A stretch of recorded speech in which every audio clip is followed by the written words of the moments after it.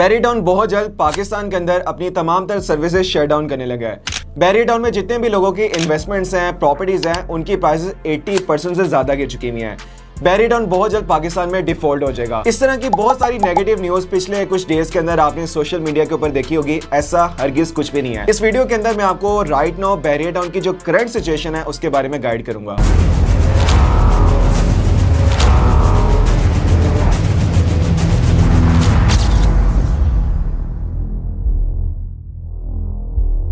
अस्सलाम वालेकुम एवरीवन, मैं हूं फहद और आप देख रहे हैं consult decided by CDB properties YouTube channel. Last कुछ डेज के अंदर न्यूज़ चैनल्स के ऊपर, सोशल मीडिया के ऊपर या फिर अपने दोस्तों से, अपने रिलेटिव से आपने बैरी टाउन के रिगार्डिंग बहुत ज़्यादा कुछ नेगेटिव न्यूज़ देखी होंगी और हो सकता है आप में से इस टाइम कुछ लोग परेशान भी हों कि हमारी बैरी टाउन के अंदर करोड़ों रुपए की रेजिडेंशियल प्रॉपर्टीज़ हैं, हमारे घर हैं, हमारे अपार्टमेंट्स हैं, हमारे प्लॉट्स हैं, हमारी कमर्शियल शॉप्स हैं, कमर्शियल प्लॉट्स हैं। हमारी प्रॉपर्टीज का क्या फ्यूचर है, हमारी प्रॉपर्टीज का क्या बनेगा? कहीं ऐसा तो नहीं है जो हमारी हार्ड एंड सेविंग्स हैं जो कि हमने सालों जमा करके इन्वेस्ट किया है, कहीं वो वेस्ट तो नहीं हो जाएगी? व्यूअर्स, एक चीज़ तो क्रिस्टल क्लियर है कि अभी तक बैरियर टाउन की जितनी भी प्रॉपर्टीज की ऑक्शन हुई हैं या आगे फ्यूचर के अंदर होंगी, वो कोई भी पब्लिक प्रॉपर्टी नहीं है, ना पब्लिक प्रॉपर्टी होगी। वो मलिक रियाज साहब के ज़ाती एसेट्स थे, उनकी ज़ाती प्रॉपर्टीज थी। तो इसमें आप लोगों के लिए कोई भी फिक्र वाली बात नहीं है, आपके लिए कोई परेशान होने वाली बात नहीं है। आपके पास बैरी टाउन में कोई भी प्रॉपर्टी है जिसका आपके पास बैरी टाउन का ट्रांसफर लेटर मौजूद हो,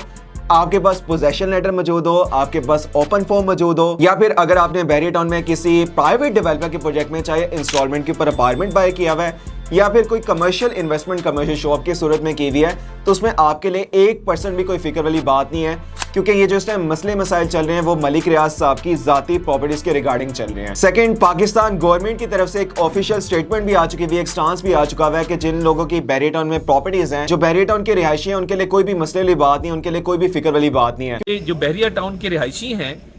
ना उनको कोई खतरा है, ना उनका इसमें कोई मामला है, उनके राइट्स बिल्कुल प्रोटेक्टेड रहेंगे। ये जो मनी लॉन्ड्रिंग है, ये मलिक रियाज और उनके जो ऑफिशियल्स हैं और उनकी जो फैमिली के मेंबर्स हैं जो इसमें मुलव्विस थे, ये कार्रवाई उनके खिलाफ है। क्योंकि इस टाइम जो सिचुएशन चल रही है, बहुत ज्यादा लोग इस अपॉर्चुनिटी को कैश करवाना चाहते हैं, इस मौके से फायदा उठाना चाहते हैं और हो सकता है वो आपको नेगेटिव करके, आपको डीमोटिवेट करके या आपको टोन करके वो आपको डराएं कि आपकी प्रॉपर्टीज बहुत ज्यादा लॉस में चली जाएगी, वो आपकी बिकेगी नहीं, आपको प्रॉफिट नहीं होगा, आपका कैपिटल लॉस में चला जाएगा और हो सकता है आप नेगेटिव होकर उसको कम प्राइस के ऊपर सेल आउट कर दें। तो आपने ऐसा हरगिज नहीं करना, क्योंकि ये वो लोग हैं जो कि कम प्राइस के ऊपर आपसे आपकी प्रॉपर्टीज बाय कर लेंगे और जैसे ही अभी महीने के अंदर, 2 महीने के अंदर सिचुएशन क्लियर हो जाएगी, सारा कुछ ओके हो जाएगा, तो वो ज्यादा प्राइस के ऊपर, करंट प्राइस के ऊपर वो आपकी प्रॉपर्टीज बेच देंगे। अब हम आ जाते हैं कि ये जो सारी इस टाइम जो सिचुएशन बनी है उससे बैरियर टाउन की जितनी भी प्रॉपर्टीज हैं उनके ऊपर क्या इंपैक्ट आया है। अभी ये जितना भी सिनेरियो चल रहा है उसकी वजह से बैरियर टाउन के अंदर जितने भी ब्लॉक्स हैं, जितनी भी प्रॉपर्टीज हैं, चाहे वो रेजिडेंशियल प्लॉट्स हों, कमर्शियल प्लॉट्स हों, हाइट्स हों, प्लाजास हों या फिर शॉप्स हों, अपार्टमेंट्स हों,